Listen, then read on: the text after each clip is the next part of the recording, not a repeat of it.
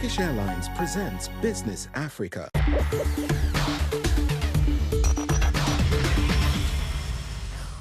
Bienvenue dans cette nouvelle édition de Business Africa. Je suis Afolake Oyinloye. Les titres. La Tanzanie mise sur la production de médicaments afin de réduire sa dépendance aux importations et s'imposer comme un hub pharmaceutique.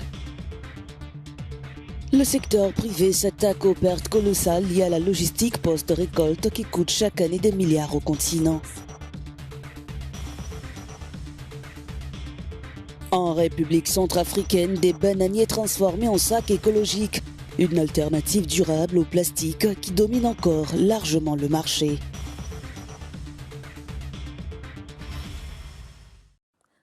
La Tanzanie a lancé un vaste programme visant à développer son industrie pharmaceutique.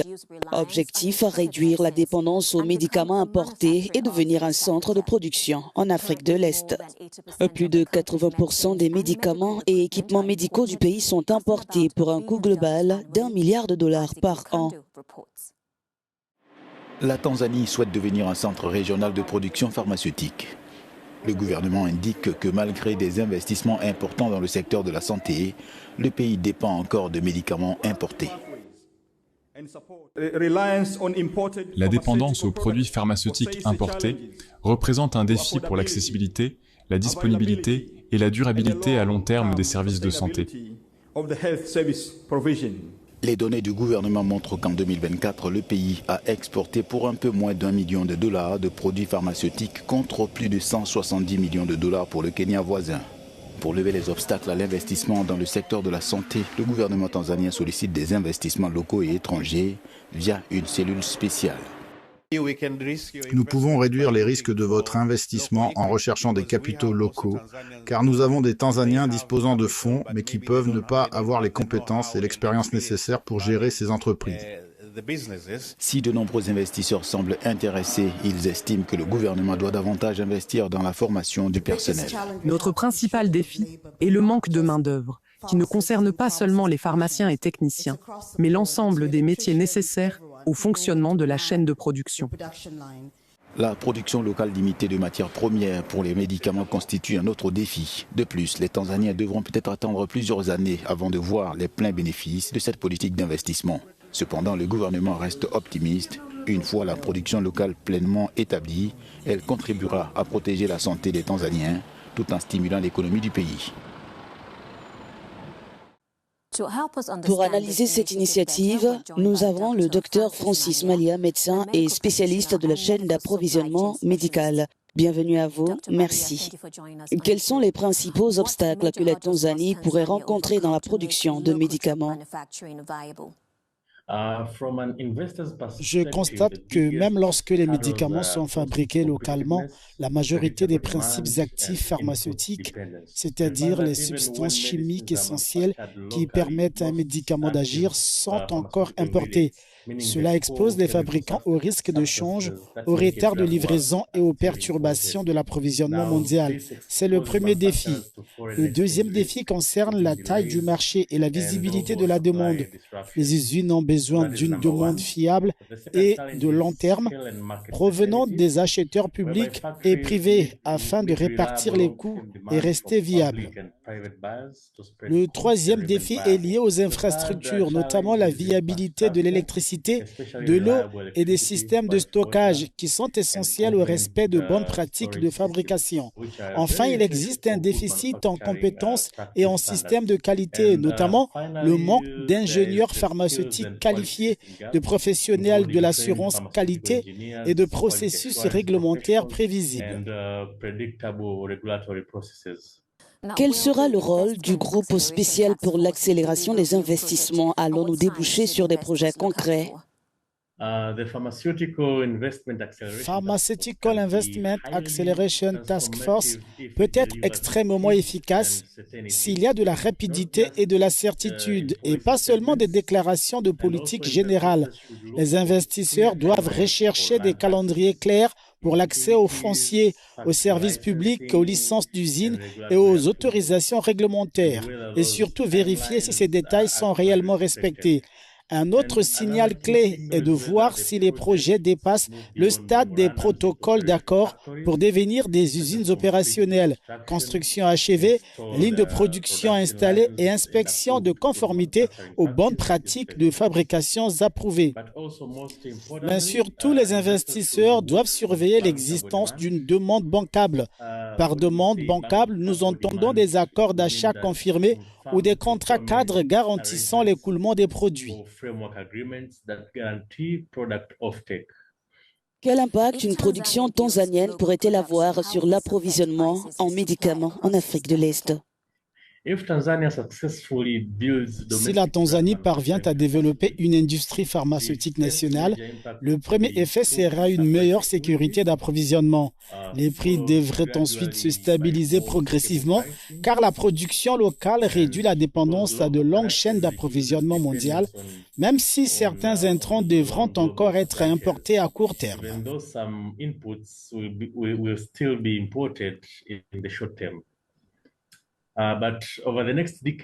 Sur la prochaine décennie, à mesure que les fabricants gagneront en taille et en maturité réglementaire, la concurrence portera de plus en plus sur la qualité, la fiabilité et les délais de livraison, et pas seulement sur les prix.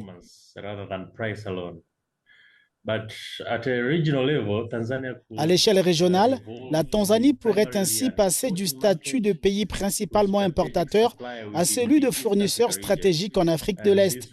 Cela renforcerait la disponibilité des médicaments et stimulerait la concurrence sur les marchés voisins. Docteur Malia, merci. L'Afrique subsaharienne perd jusqu'à 37% de sa récolte chaque année, non pas parce qu'elle ne produit pas assez, mais parce qu'elle n'arrive pas à la transporter. Du Nigeria au Kenya, des chaînes logistiques défaillantes privent l'économie agricole de milliards, une crise que le secteur privé commence à résoudre.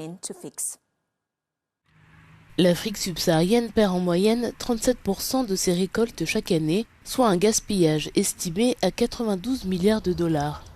Mais des solutions à cette crise de longue date sont désormais à portée de main.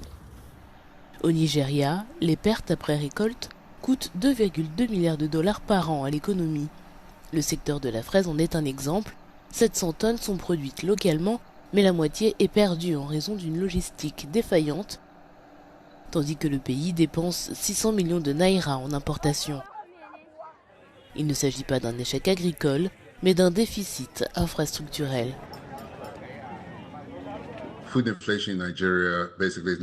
L'inflation alimentaire ne concerne pas seulement le prix des légumes, elle tient aussi au coût du transport, du stockage et de la conservation des aliments, depuis les champs jusqu'au foyer. Les mauvaises routes, les embouteillages, le coût du carburant et la détérioration des produits font grimper les coûts. Le défi est continental, le Kenya perd 578 millions de dollars par an, tandis que près de la moitié des denrées périssables du Ghana pourrit avant d'atteindre les marchés. Mais un nouveau plan d'action est en train de voir le jour. Réduire les pertes après récolte est l'un des moyens les plus rapides de faire baisser les prix. Investir dans des chambres froides, des camions frigorifiques et la logistique du dernier kilomètre permet de préserver la qualité dès le départ et donc de limiter le gaspillage par la suite. En améliorant le trajet entre le champ et l'assiette, l'Afrique peut réduire le gaspillage, stabiliser les prix et transformer les récoltes perdues en richesses durables.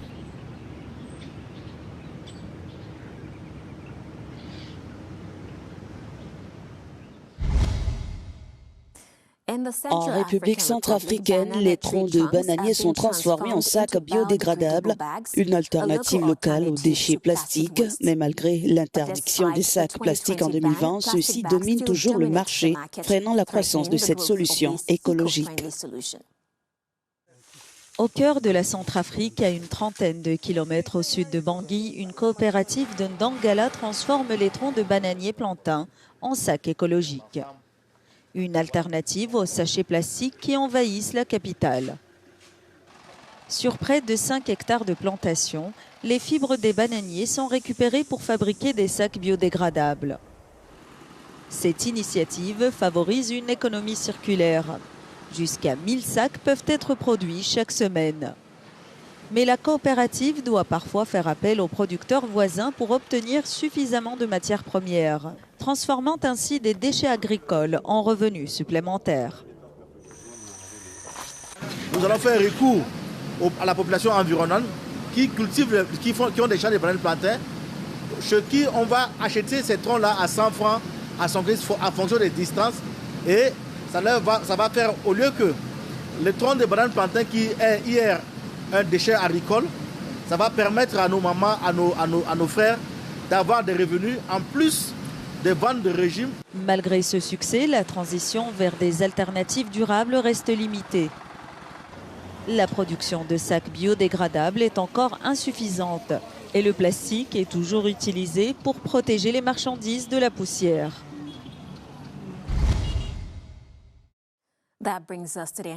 Et voici qui met fin à cette édition de Business Africa. Merci de nous avoir suivis. Pour plus d'informations, restez sur Africa News ou africanews.com. À bientôt.